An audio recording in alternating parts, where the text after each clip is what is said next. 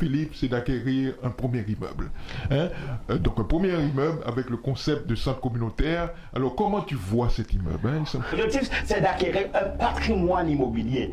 Je vais parler d'un premier immeuble. Ah oui, un patrimoine immobilier, c'est un ensemble d'immeubles. L'objectif à moyen terme, c'est d'acquérir un premier immeuble.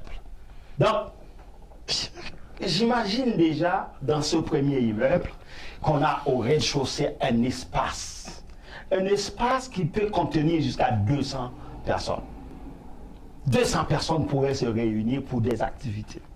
De ressourcement, par exemple, communautaire. Ou bien d'autres types d'activités, mariage, communion, etc. Parce que à chaque fois qu'on a besoin d'un espace, qu'est-ce qu'on fait?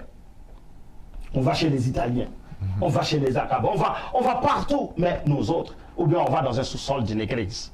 Qu'est-ce qu'on a pu développer nous-mêmes, l'antenne? Donc, je vois ça comme ça. Donc, j'imagine qu'il y a 12, par exemple, 12 communautés très puissantes dans la coopérative. 12 communautés. Chaque mois, une communauté va avoir une journée gratuite de ressourcement communautaire. Quand on parle de ressourcement communautaire, le jour du Burundi, par exemple, le jour des Haïtiens, le jour des Congolais, etc., les gens vont venir pour apprendre la culture de l'autre. C'est la diversité, hein? C'est la diversité plus. Apprendre la culture de l'autre, travailler avec l'autre, comprendre exactement comment l'autre fonctionne. Il faut aller à la recherche de la culture de l'autre pour pouvoir vivre avec l'autre. Absolument. Et on parle d'un enrichissement collectif. Ça se fait dans ce partage. Dans ce partage. Je vois aussi le secteur religieux, par exemple. Le secteur religieux qui fait une activité écuménique au moins une fois les trois mois. Tu vois? Donc, gratuitement, hein, gratuitement dans cet espace. Donc, c'est comme ça que je vois le rez-de-chaussée. Je vois, par exemple, le premier niveau avec des activités, non seulement des activités économiques, par exemple des kiosques de restauration, ouais, des kiosques de restauration de pays de différents pays, des kiosques de vente de produits afro-caribéens.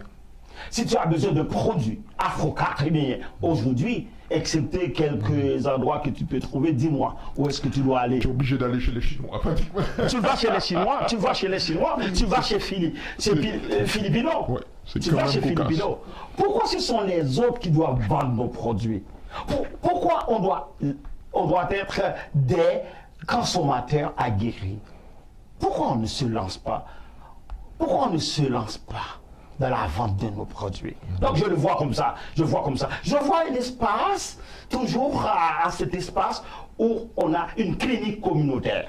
Une clinique communautaire où les psychologues, les psychiatres, les agents sociaux peuvent offrir leurs services à nos communautés. Soyons sérieux, mon frère. C'est vraiment différent quand une personne à ascendance africaine, un médecin à ascendance africaine reçoit une personne à ascendance africaine. On se connaît au niveau de culture, on partage mieux les diagnostics.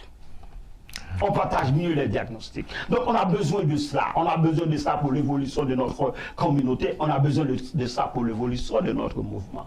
Absolument. Et on peut dire que ça, avec un immeuble comme ça, si ça se réalise, l'identité afro-caraïbe, hein, de nous tous dans la région, ça sera vraiment quelque chose qui sera une réalité. Exactement, exactement. Je vois par exemple le deuxième niveau avec des bureaux, des offices, des bureaux des avocats, des ingénieurs, des comptables, etc., qui louent des espaces pour vendre leurs services, hein, pour vendre leurs services. Je vois aussi troisième, quatrième et cinquième niveau, parce que dans le premier immeuble, on aimerait avoir 5 niveaux. Je vois des appartements abordables et écologiques. Des appartements abordables et écologiques, n'importe qui peut louer. Nous ne sommes pas là pour faire la ségrégation. Nous ne sommes pas là pour faire la ghetto. On a des espaces de logement, ce sont des espaces qu'on peut louer à n'importe qui. Mais quand même, ce qu'on forme, c'est un village d'intégration. Tu vois, il y a tout dans un même espace.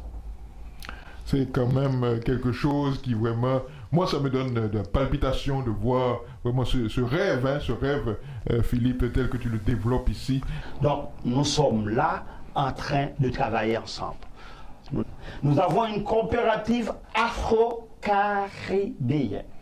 Donc, c'est pour la communauté afro-caribéenne. Donc, nous sommes ouverts à travailler ensemble. C'est l'occasion pour nous de faire un pas pour la création de la richesse. Absolument. Et on a vraiment plusieurs membres déjà qui sont de la communauté africaine, qui font partie même du comité de gestion.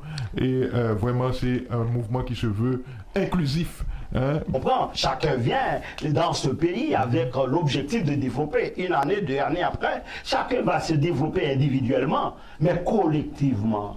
Qu'est-ce que nous allons laisser pour nos enfants? Qu'est-ce qu'on a comme identité? Il y a une crise identitaire ici, hein? Il y a une crise identitaire. Et cette crise identitaire, on peut l'atténuer en feu. Par exemple, l'infrastructure. Ça peut avoir un impact. Parce qu'à chaque personne, à chaque jeune qui va passer devant notre immeuble, il va dire, ah non, je m'identifie ici. Ça, c'est ma communauté qui l'a construit. Donc, la coopérative vous offre une opportunité de travailler ensemble. La coopérative vous offre une opportunité de construire, de bâtir, de faire quelque chose de mieux pour notre communauté. Le jour du lancement.